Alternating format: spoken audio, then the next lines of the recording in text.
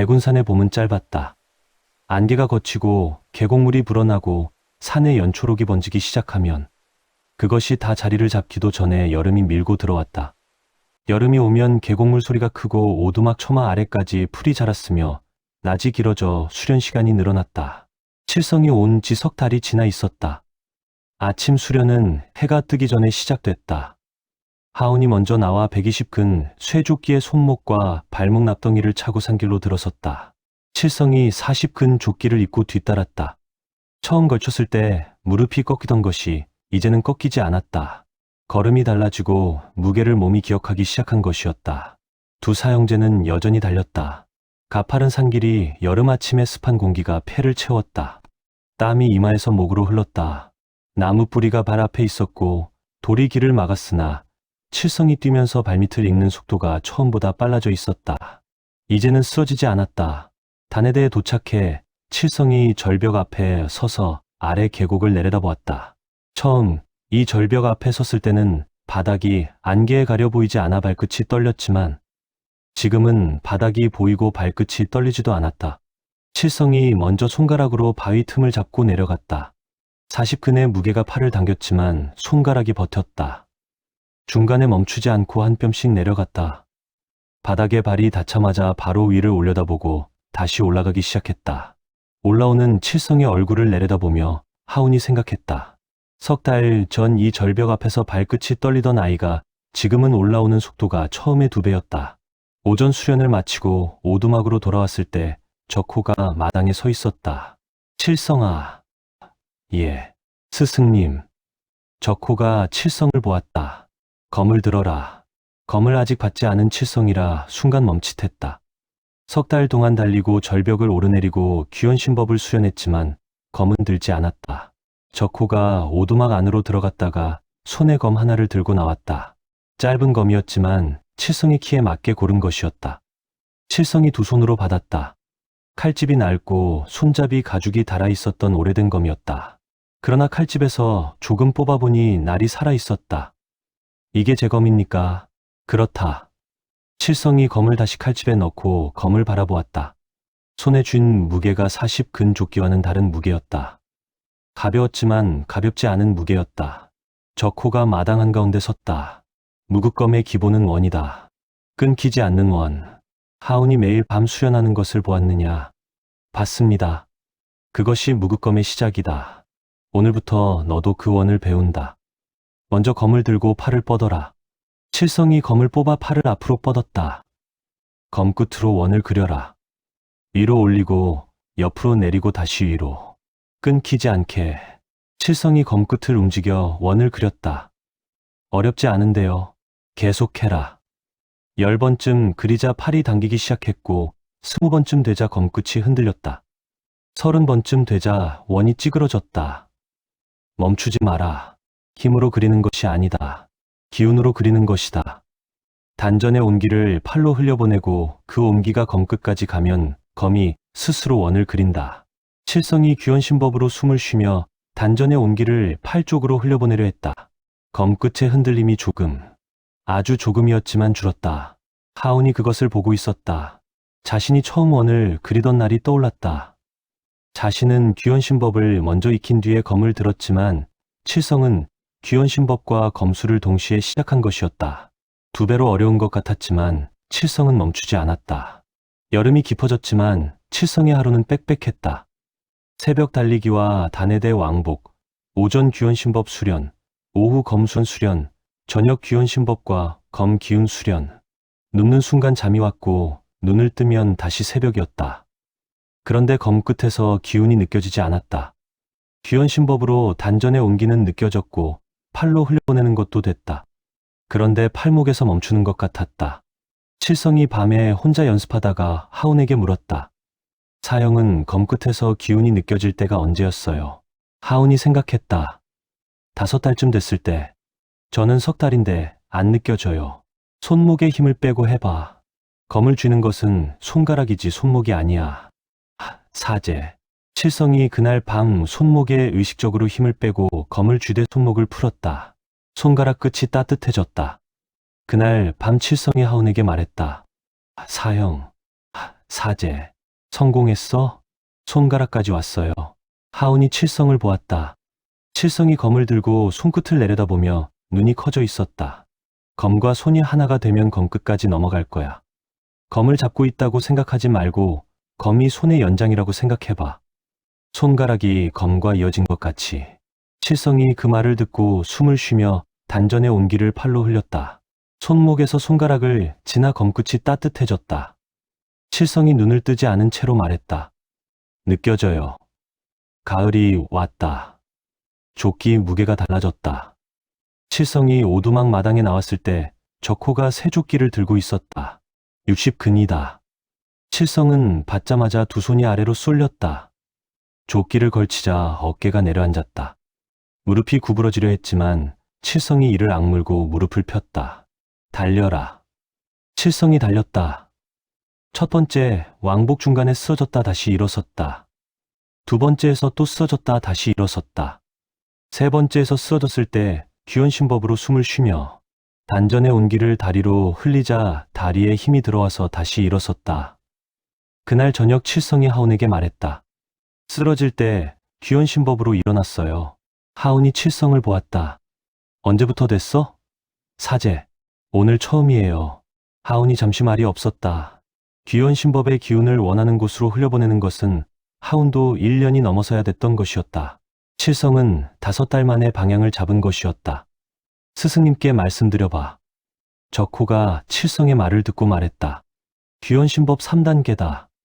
칠성이 눈을 크게 떴다. 3단계요? 벌써요? 벌써가 아니라 5달이다. 사형은요? 하온이는 1년이 넘었다. 칠성이 하온을 보자 하온이 말했다. 내가 몸으로 먼저 아는 것이야. 나는 머리로 먼저 이해하고 몸이 따라오는데 사제는 몸이 먼저 아는 것 같아. 그래도 사형이 더 강해요. 지금은 그렇지. 나중에는요? 하온이 칠성을 보았다. 그런 모르지. 칠성이 웃었다. 백운산에 온 이후 처음 보는 웃음이었다. 겨울이 왔다. 눈이 내렸지만 수련이 멈추지 않았다. 눈 위를 달리고 단해대 절벽을 내려갈 때 손가락이 얼어 감각이 없었다. 그래도 내려갔다 올라왔다. 눈 위를 달리면서 칠성이 생각한 것이 있었다. 무영이 남기고 간 말. 아버지가 쫓기고 있었다는 말. 흑영이라는 이름. 준비됐을 때 알게 된다고 했으므로 준비가 되려면 달려야 했다. 쓰러지면 일어나야 했다. 검끝에서 기운을 키워야 했다. 그것이 전부였고 지금 할 수 있는 것의 전부였다. 1년이 지나 봄이 다시 왔다. 칠성의 조끼가 80근이 되고 하온의 조끼는 150근이 됐다. 귀원신법이 깊어져 칠성의 검끝에서 처음으로 눈에 보이는 기운이 나왔다. 푸른 빛으로 하온의 보랏빛과 달랐다. 적호가 그것을 보고 말했다. 기운의 색은 사람마다 다르다. 같은 신법으로 쌓아도 사람의 본질에 따라 달라진다. 하온이는 보랏빛이고 칠성이 너는 청색이다. 청색이 무슨 뜻이에요? 뜻이 있는 것이 아니다. 그것이 내 기운의 본질이다. 빠르고 맑은 것이다. 한번 움직이면 멈추지 않는 것. 칠성이 자신의 검끝에 서린 작지만 선명한 청색 기운을 보았다. 두 번째 여름이 왔다. 적호가 하온에게 무극검의 두 번째 원리를 가르치기 시작했다. 원이 커지는 것. 검이 그리는 원의 크기가 단전의 기운과 함께 자라는 것. 하온이 검을 들고 원을 그렸다. 보랏빛이 검끝에서 흘렀다. 원이 완성됐을 때 그 안쪽의 공기가 달랐다. 원 안이 처음엔 손바닥 하나 크기였는데 지금은 한 뼘이 넘었다. 원 안에 무엇이 있느냐? 제 기운이 있습니다. 그렇다. 내 기운이 채운 공간이다. 그 공간 안에 들어온 것은 내 기운의 법칙 안에 있다. 그 법칙이 무엇인지는 내가 정한다. 두 번째 가을이 왔다. 칠성이 무극검 원 수련을 하던 중에 처음으로 원이 닫혔다. 어느 순간 검끝이 시작점으로 돌아오는 순간 무언가 딸깍하는 감각이 왔다. 원이 닫히는 감각이었다. 칠성이 손을 원 안쪽으로 넣어보니 공기가 달랐다. 사형. 하온이 칠성의 원 쪽으로 손을 뻗었는데 경계가 느껴졌다. 청색 기운이 만든 경계였다. 성공했구나. 사제 축하해. 사형원 안에 들어가면 어떤 느낌이에요? 무겁고 조용해. 제 원은요. 하온이 손을 넣었다. 가볍고 빠르네. 칠성이 그 말을 듣고 같은 무극문에서 같은 귀원신법으로 쌓았는데 달랐다. 그것이 달라도 된다는 것을 칠성은 처음으로 온전히 알았다. 세 번째 봄이 왔다. 하운이 11살이 됐다. 적호가 어느 날 아침 두 사람을 마당에 세웠다. 오늘부터 목검으로 대련한다. 목검을 들고 둘이 마주섰다. 시작. 칠성이 먼저 빠르게 움직여 검을 휘둘렀다. 하운이 물러서며 받고 칠성이 연속으로 움직였다. 세 번째 움직임에서 칠성이 멈추었다. 하운의 원이 자신을 감싼 것이 느껴진 것이었다. 들어갔는데 어느 순간 무거웠다. 그 순간 하운이 검을 움직여 목검으로 칠성의 목 옆을 스치고 멈추었다. 적호가 말했다. 칠성아, 뭘 느꼈느냐? 들어갔는데 무거워졌어요. 그것이 무극검의 원이다. 상대가 내 공간 안에 들어온 순간 그 안의 법칙이 작동한 것이다. 대련이 매일 이어졌으며 이기고 지는 것이 없었다. 한 번은 하운이 칠성을 맞고 한 번은 칠성이 하운의 원 밖에서 빈틈을 찾았다. 어느 날 대련 중에 칠성이 하운의 원 밖에서 3번 연속으로 목검을 넣었다. 적호가 말했다. 하운아, 원이 작다. 원이 작으면 밖에서 움직이는 것을 막을 수 없다. 기운이 많아야 넓은 공간을 채울 수 있다. 지금 내 기운의 한계가 원의 크기다. 하운이 그 말을 듣고 한계를 넓히는 수련을 이어갔다. 그날 밤 하운은 더 오래 원을 그렸다. 꺼지지 않는 보랏빛이 달빛 아래 흘렀다. 5번째 봄, 하운이 14살이 됐다. 귀원신법이 깊어졌으며 원이 커지기 시작했다. 하운의 원이 2걸음 밖까지 닿기 시작했다. 어느 날 밤 수련 중에 적호가 하운의 등 뒤에서 기운을 감추고 소리 없이 다가왔다. 하운이 돌아보지 않고 말했다. 오셨습니까? 느꼈느냐? 2걸음 밖에서 공기가 달라졌습니다. 기운이 없어도 공간이 달라집니다. 적호가 하운 앞으로 돌아왔다. 무극검이 깊어지고 있다. 아직 멉니다. 그렇다. 아직 멀다. 그러나 방향이 맞다. 5번째 여름. 흑마교 소문이 산까지 들리고 무영이 3번째로 찾아왔다. 낙양성 안에 흑마교 첩자가 확인됐다. 처남의 안쪽이다. 적호가 말했다. 처남행 부맹주 옆까지 들어갔느냐? 그렇다. 무영이 칠성을 보았다. 칠성아, 흑영이 왜 쫓겼는지 이제 알려줄 수 있다. 칠성이 굳었다. 흑영은 흑마교, 소속 흑마교주의 직속 자객이었지. 그러다가 무고한 사람을 죽이라는 명을 거부했다. 흑마교에서 도망쳐 한적한 촌동네로 갔고 거기서 너를 낳아 숨어 살았다. 예, 그것이 전부다. 칠성이 검 손잡이를 쥐었다. 손이 떨리지 않았지만 손잡이를 쥔 손가락이 하얘졌다. 하운이 칠성 옆에서 아무 말도 하지 않고 그냥 옆에 있었다.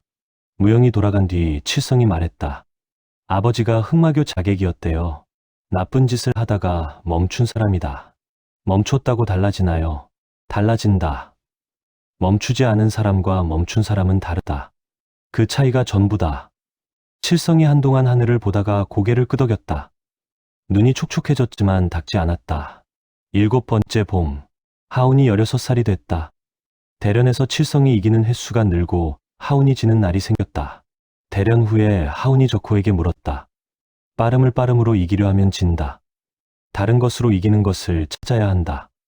2달이 걸렸다. 어느 날 대련 중에 칠성이 빠르게 들어왔을 때 하운이 원 안으로 더 깊이 칠성을 받아들였다. 원 안에서 빠른 것이 느려진 것이었다. 그 순간 하운의 검이 움직였다. 목검이 칠성의 옆구리에 닿았다. 사형원 안에서 느려졌어요. 원 안에 기운이 가득 차면 원 밖의 빠름이 원 안에서는 달라져. 밀어내는 것이 아니라 받아들이고 흘려보내는 것이야. 강물이 돌을 만났을 때 멈추지 않고 돌아가는 것처럼. 8번째 봄. 하운이 17살이 됐다. 어느 아침 수련 후에 적호가 하운을 불렀다. 귀원신법의 뼈대를 다 익혔다. 하운이 그 말을 듣고 아무 말도 하지 않았다. 뼈대를 익혔다는 것이 끝났다는 뜻이 아니다. 귀원신법은 기운을 쌓는 방법이지 기운 그 자체가 아니다. 같은 신법을 익혀도 이후에 어떻게 쓰느냐에 따라 갈 곳이 달라진다. 기운을 원 안에 가두는 쪽으로 깊어지는 자가 있고 기운을 검 끝으로 밀어내는 쪽으로 날카로워지는 자가 있고 기운을 몸 안에 쌓아 굳히는 쪽으로 가는 자가 있다. 뼈대는 하나이지만 그 위에 어떤 집을 짓는지는 너가 정한다. 저는 어느 쪽입니까? 아직 모른다. 내가 모르는 것을 내가 알 수 없다. 강호에 나가 부딪히다 보면 어느 쪽으로 기우는지 내 몸이 먼저 알게 된다. 적호가 말을 이었다. 이제는 쌓인 기운으로 무극검을 완성하는 것이다. 무극검의 완성이 무엇입니까? 원이 눈에 보이지 않게 되는 것이다.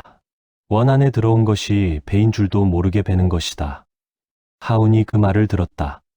배인 줄도 모르게 베는 것. 9번째 봄. 하운이 18살이 됐다. 무영이 4번째로 찾아왔다. 천하맹 부맹주가 쓰러졌다. 흑사독공이다. 슬슬 때가 되어간다. 적호가 하운을 보았다. 하운이가 준비됐을 때다. 무영이 하운을 보았다. 내년이면 되느냐? 하운이 대신 말했다. 내년이면 됩니다. 10번째 봄. 하운이 19살이 됐다. 백운산에 봄꽃이 피고 계곡물이 불어 안개가 걷혔으며 산 아래에서 바람이 올라왔다. 그 바람 안에 강호의 냄새가 섞여 있었다. 10년이었다. 쇠의 조끼가 200근이 됐었으며 귀원신법의 뼈대가 완성되었다. 무극검의 원이 5걸음 밖까지 닿았다. 칠성의 청색 기운이 안정됐으며 빠름이 더 정교해졌다. 적호가 마당으로 나왔다. 하운과 칠성이 나란히 서 있었다. 적호가 두 사람을 오래 보았다. 10년 전 9살짜리 두 아이가 이 마당에 나란히 섰던 사제의 연을 맺던 날이었다. 준비됐다. 내려가겠습니다. 내려가겠습니다. 적호가 고개를 끄덕였다. 무극문이 강호에 나간다. 봄바람이 불고 백운산의 나무들이 흔들렸다. 산 아래에서 세상이 기다리고 있었다. 보랏빛과 청색이 나란히 아침 햇빛 아래 서 있었다. 짐을 쌌지만 많지 않았다. 검 하나, 옷 2벌, 엽전 몇 잎, 그리고 적호가 내둔 작은 보자기 하나. 보자기 안에 무엇이 들었는지 열어보지 않았다. 적호가 내주었으므로 때가 되면 알게 될 것이었다. 하운이 짐을 등에 묶었다. 가벼웠다.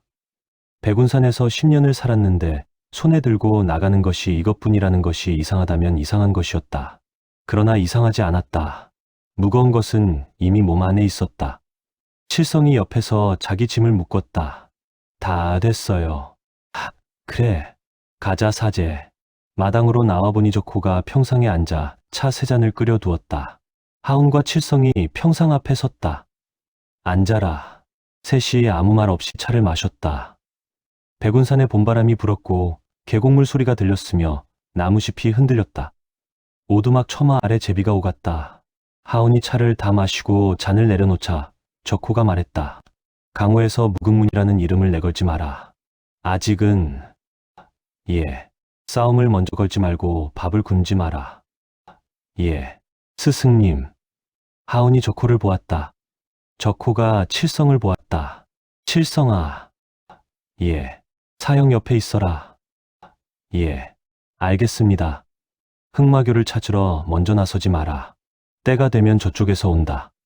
칠성의 손이 검 손잡이 위에 얹혔다가 내려왔다. 알겠습니다. 스승님. 적호가 일어서고 두 사람도 일어섰다. 적호가 하운을 오래 보았다. 벌써 10년이 넘었다. 7살에 청문 입문시험에서 떨어져 울지도 못하고 산길에 앉아있던 아이였다. 지금은 어깨가 넓어졌고 눈이 깊어졌으며 손에 검이 있었다. 잘 컸다. 하운이 고개를 숙였다. 목이 막혀 말이 나오지 않아 그냥 고개를 숙인 채로 있었다. 적호가 칠성을 보고 너도 잘 컸다. 칠성이 코를 훌쩍였다. 스승님은 같이 안 가세요? 나는 여기 있을 것이다. 왜요? 여기서 할 일이 있다. 칠성이 더 묻지 않았다. 적호가 말하는 방식을 10년 동안 알아왔으므로 오솔길로 들어서자 한번 돌아보았다. 적호가 마당에 서서 두 사람을 보고 있었고 오두막 처마 아래 제비가 날았다. 아침 햇빛이 오두막 지붕 위에 내려앉아 있었다. 하운이 돌아서서 걷고 칠성이 옆에서 걸었다. 한 구비를 돌자 오두막이 보이지 않게 됐다. 1시간쯤 내려왔을 때 칠성이 말했다. 배고파요. 사형. 하운이 멈추었다. 방금 밥 먹었잖아. 사제. 그게 2시간 전이에요. 2시간 전이 방금이다. 녀석아. 사형이랑 저랑 시간 감각이 달라요. 하운이 다시 걷기 시작했다. 남양현까지 30리다. 객잔에서 먹자. 30리요? 걸으면. 칠성이 하운 옆에서 걸음을 맞추며 말했다. 뛰면요. 뛰면 더 배고파. 칠성이 잠시 생각하다 말했다. 그건 맞아요. 남양현이 보이기 시작했다. 산을 내려오자 길이 넓어지며 흙길이 돌길이 됐고 돌길 양쪽으로 밭이 펼쳐졌다. 봄밭가리가 한창인 곳도 있었고 이미 모내기가 시작된 곳도 있었다. 10년 만에 보는 사람들이었다. 칠성이 걸으면서 두리번거렸다. 와, 많다. 남양현이 작은 곳이 아니야. 낙양성이랑 비교하면요. 낙양성이 더 크지. 낙양성으로 가요. 먼저 남양현에서 일을 찾고 표국이나 무관이 있으면 거기서 시작할 수 있을 거야.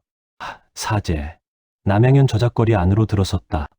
좌판이 늘어서 있었고 상인들의 목소리가 섞였다. 기름에 지지는 냄새, 육수 끓이는 냄새, 화로에 굽는 고기 냄새. 칠성의 걸음이 느려졌다. 낙양성 생각해. 사제. 냄새가 비슷해요.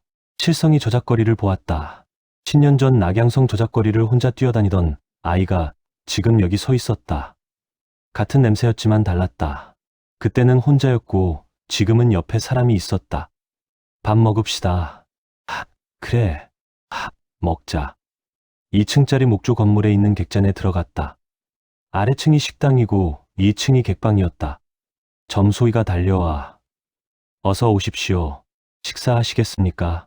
그렇소. 자리 하나 내어주시오. 창가 자리에 앉아 점소이가 차와 함께 차림표를 놓고 갔다. 칠성이 차림표를 들여다보았다. 홍수육이 있어요. 사형. 그래. 시킬까요? 시켜라. 칠성이 점소이를 불렀다. 홍수육 하나, 볶음면 둘, 만두 한 접시를 시켰다. 하운이 칠성을 보았다. 3가지나. 배가 많이 고파요. 사형. 점소이가 음식을 가져왔다. 칠성이 젓가락을 들다가 잠깐 멈추었다. 백운산에서 마지막 밥이 홍수육이었는데. 그랬지.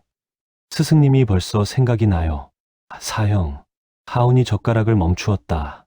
마지막 날 적호가 홍수육을 만든 것. 드물게 만드는 것이었는데 마지막 날에 만든 것이었다. 나도 그래. 사제. 칠성이 젓가락을 들었다. 맛있어요. 사형. 그렇구나. 많이 먹어. 사제. 밥을 먹고 나서 저작거리를 걷자 표국 간판이 보였다. 강남 표국. 남양현에 있는 분타였다. 들어가 봅시다. 사형. 표국 안으로 들어섰다. 접수 창구에 앉아있던 중년 사내가 하운과 칠성을 위아래로 훑어보았다. 검을 차고 있었지만 앳된 티를 벗지 못한 두 젊은이였다. 표사 일을 구하러 왔소? 그렇습니다. 표행 경험은 있고? 없습니다. 단호한 대답에 사내가 다시 두 사람을 찬찬히 훑었는데 검을 쥔 손이 예사롭지 않았다. 마디 굵은 굳은 살과 두꺼운 손목이 오랜 수련을 증명하고 있었다. 어디서 무공을 배웠나? 백운산에서 배웠습니다.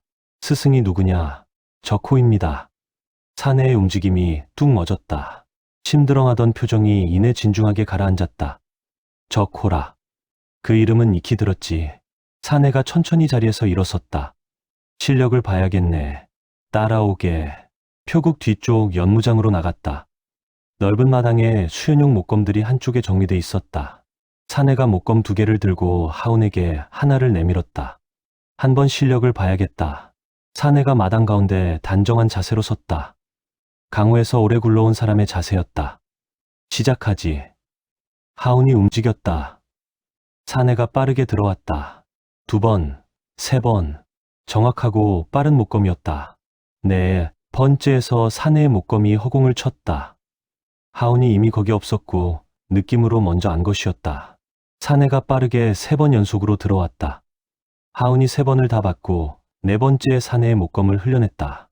사내의 균형이 흔들리는 순간 하운의 목검이 사내의 어깨 옆을 스치며 멈추었다. 사내가 목검을 내렸다. 원을 쓰는 검술이구나. 예, 그렇습니다. 사내가 칠성을 보자 칠성이 나갔다. 사내가 자세를 잡는 순간 칠성이 먼저 움직였다. 빠르고 끊기지 않았다. 사내가 2번을 막았다가 3번째에서 반보 물러섰다. 칠성이 멈추자 사내가 말했다. 청기가 나오려 하는구나. 칠성이 눈을 크게 떴다. 보이십니까? 희미하게 쌓이면 더 선명해진다. 사내가 목검을 거두며 말했다. 좋네. 둘 다 합격이네. 표국 안으로 다시 들어왔다. 이름이 뭐냐? 하운입니다. 칠성입니다. 사내가 두 이름을 받아 적었다. 성을 묻지 않았다. 강호에서 성을 말하지 않는 사람을 한두 번 본 것이 아니었다. 표전은 표행을 무사히 마친 후에 지급한다.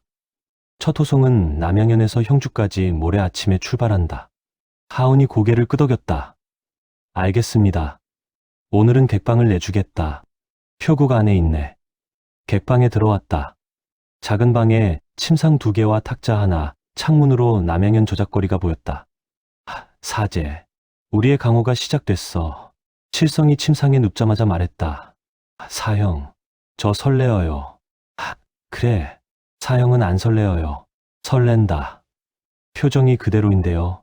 원래 그래. 사제, 칠성이 객잔 객방의 천장을 보고 있었다. 백운산 오두막 천장이 아니라 냄새가 달랐고 소리가 달랐으며 빛이 달랐다.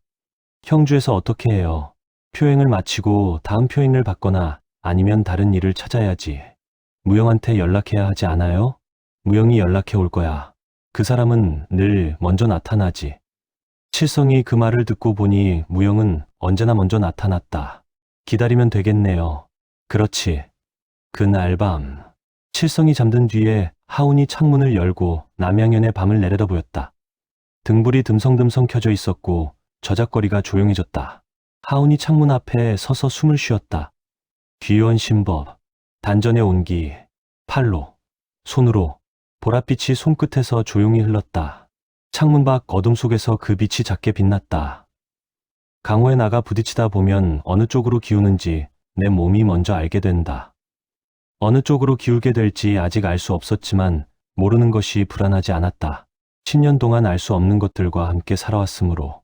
하운이 손을 거두고 침상에 누웠다. 칠성의 숨소리가 들렸다. 깊이 잠든 숨소리였다. 백운산 마당에서 잠든 채로 누워있던 9살짜리 아이가 옆 침상에서 자고 있었다.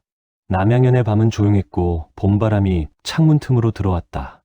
무궁문 두 사형제의 강호가 시작됐다. 꺼지지 않는 보랏빛과 청색이 나란히 어둠 속에 있었다.